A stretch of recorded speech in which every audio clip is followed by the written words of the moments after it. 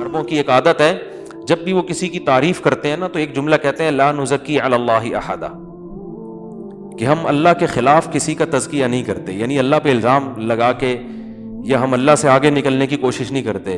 ہم نے جو فلاں بزرگ کی تعریف کی ہے اپنی معلومات کے مطابق، حقیقت کون جانتا ہے؟ بولو بھائی، اللہ جانتا ہے. تو غلو، اعتدال ہماری قوم میں خاص طور پر، یہ پاکستان اور انڈیا میں بھی اتنا نہیں ہے، پاکستان میں بہت زیادہ ہے.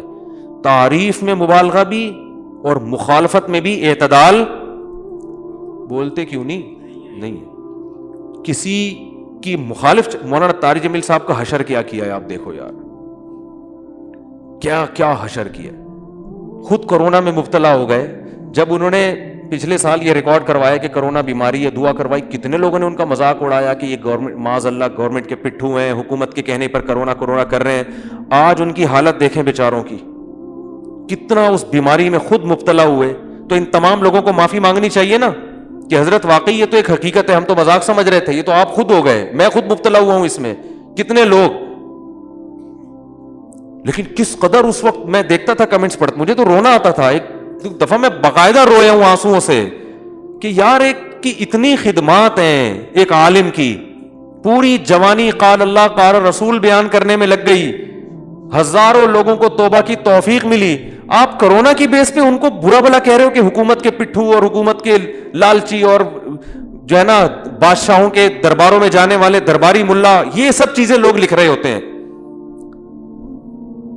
تو آپ کو کیا خدا سے کا خوف نہیں ہے؟ آپ کو ڈر نہیں لگتا کہ اللہ کو بھی ان باتوں کا جواب دینا ہے؟ اگر کوئی کسی وزیر اعظم کے یا کسی بادشاہ کے دربار پہ جا رہا ہے، اچھی سوچ بھی تو رکھ سکتے ہو نا، سمجھانے کے لیے جا رہا ہوگا، قریب کرنے کے لیے جا رہا ہوگا. اسلام میں کب ہے کہ بادشاہ کے دربار میں نہیں جا سکتے؟ آپ کو قرآن و حدیث سے کوئی دلیل دکھاؤ. لوگ مجھے بھیجتے ہیں کہ وہ فلاں بزرگ نے بادشاہ کے ساتھ یہ بدسلوکی کی تھی، بادشاہ نے بلایا تو بھی نہیں گئے. بھائی بزرگوں کے واقعات وہ حجت نہیں ہوتے. اگر آپ کے پاس 10 بزرگوں کے ایسے واقعات ہیں کہ بادشاہ نے بلایا نہیں گئے، تو ہمارے پاس 100 بزرگوں کے ایسے واقعات ہیں کہ نہیں بلایا پھر بھی گئے سمجھانے کے لیے. تو بزرگوں کے تو دونوں طرح کے واقعات ملتے ہیں. جس بزرگ نے جس لحاظ سے جس بات کو بہتر سمجھا انہوں نے اس پر عمل کیا، ان پر کوئی الزام نہیں ہے. بعض بزرگوں نے سوچا کہ ہم جائیں گے، ان کی عزت بڑھے گی، اس عزت سے یہ اپنے سیاسی مفاد حاصل کریں گے، وہ نہیں گئے. ہمارے شیخ حضرت مفتی رشید احمد صاحب رحمہ اللہ تعالیٰ کے بارے میں لوگ کہتے ہیں کہ وہ حکمرانوں سے بہت استغنا برتتے تھے، بالکل برتتے تھے، لیکن حضرت نے کسی حاکم کی کبھی بے اکرامی نہیں کی ہے، کبھی بھی نہیں کی. حضرت نہیں جاتے تھے حکومت کے پاس، یہ بھی ٹھیک ہے. امام ابو حنیفہ نہیں جاتے تھے، امام ابو یوسف جاتے تھے، انہوں نے کام لیے حکومت سے. تو ہمارے پاس دونوں طرح کے علماء ملتے ہیں.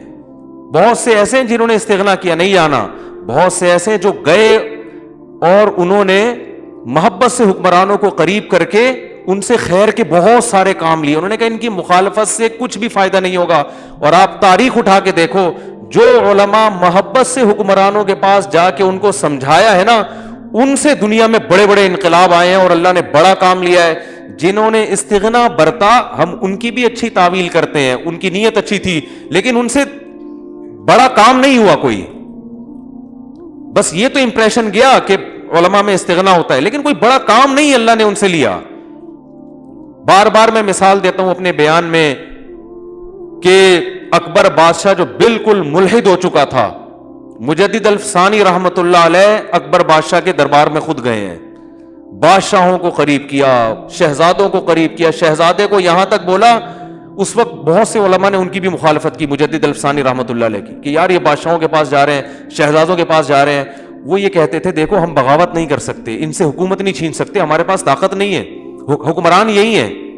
اگر ان کی مخالفت کرو گے اپنا بگاڑنے کے علاوہ کچھ بھی حاصل نہیں ہوگا. کل یہ پکڑ کے جیل میں ڈال دیں گے. جو تھوڑی بہت خیر کا کام ہو رہا ہے اس سے بھی ہم جائیں گے. تو کیوں نہ ہم مسلمانوں کے مفاد میں ان کے پاس جائیں بغیر کسی لالچ کے. ہم ان سے ہدیے نہیں لیں گے، ہم ان سے 1 روپیہ بھی نہیں لیں گے.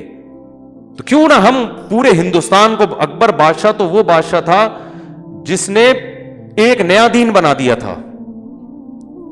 سور کے گوشت کا حلال ہونے کا اس نے فتویٰ دیا تھا، اور مورتیاں ہندو عیسائی اور اسلام سب کو مرج کر کے ایسا کچومڑ نکال دیا تھا کہ بہت ہی بیڑا غرق کر دیا تھا اس نے ہندوستان میں دین کا, اور تھا بڑا مضبوط, 50 سال حکومت کی ہے, 40 یا 50 سال.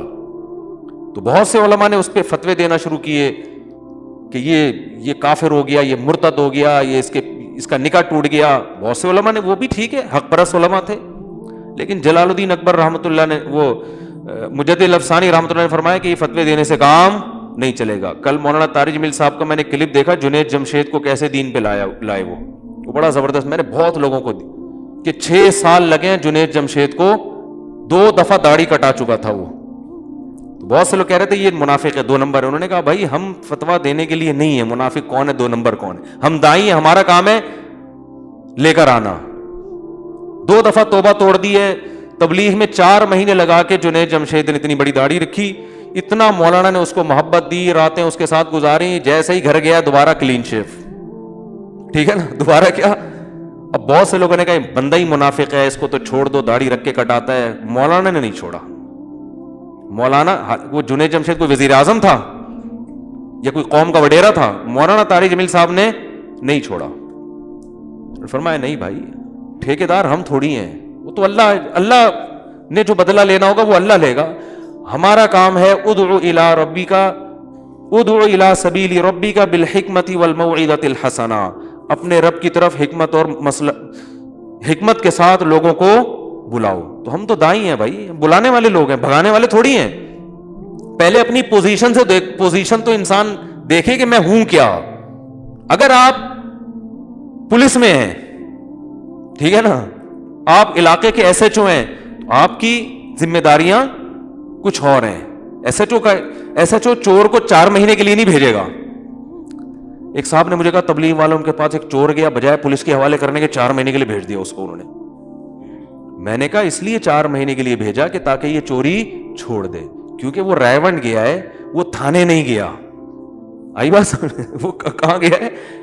ایس ایچ او کے پاس اگر وہ آتا تو ایس ایچ او جو بیٹھا ہوا ہے نا علاقے میں, وہ اس کا پابند ہے کہ چور کو پکڑ کے جیل میں ڈالنا ہے آپ نے, تبلیغ میں نہیں بھیجنا.